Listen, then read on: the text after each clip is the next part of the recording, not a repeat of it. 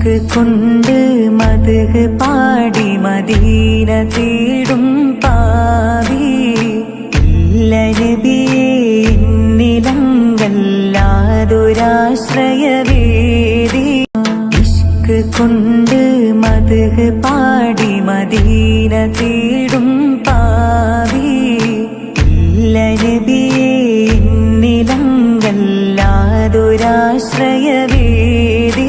നമ്മുടെ ഹാജിമാര് കാബയുടെ വാതിലിന്റെ തൊട്ട് മുന്നിൽ അഥവാ മഖാമ് ഇബ്രാഹിമാണ് ഈ കാണുന്നത്. മഖാമ് ഇബ്രാഹിമിൽ ഒന്ന് കാണാൻ വേണ്ടി വന്നതാണ്.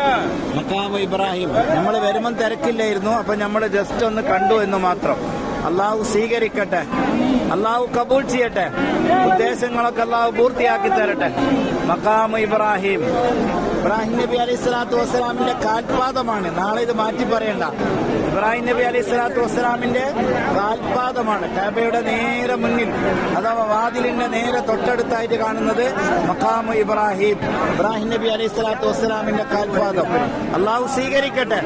ദുആ കൊണ്ട് ഏൽപ്പിച്ച എല്ലാവർക്കും അള്ളാഹു ഖൈർ നൽകട്ടെ.